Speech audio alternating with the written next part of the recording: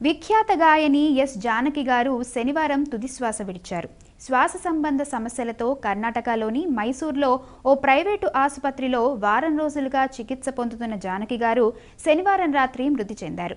ఈ సంఘటనతో మన హృదయాలు బరవెక్కినా ఆమె అద్భుతమైన సంగీత ప్రయాణంలో కాలానికి అతీతమైన గీతాలను మిగిల్చి వెళ్లారు. ఆమె వైవిధ్య స్వరంతో పాడిన పాటలు లెక్కలేనన్ని మధుర స్మృతులను మిగిల్చాయి.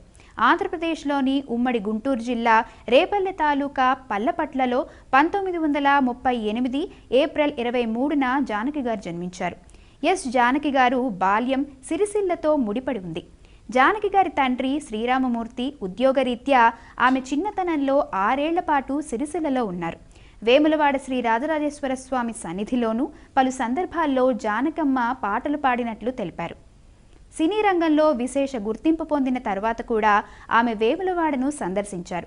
కేవలం ఆసక్తితోనే తన చిన్నాన్న సూచనతో శాస్త్రీయ సంగీత విద్వాంసులు పైడిస్వామి వద్ద సంగీత పాఠాలు నేర్చుకునేందుకు చెన్నై వెళ్లారు. 1950లో చెన్నై వెళ్లిన జానకి గారు 1957లో తొలిసారిగా సినీ నేపథ్య గీతాన్ని ఆలపించారు. తెలుగు, తమిళ, కన్నడ, మలయాళం సినిమా పాటలు పాడారు.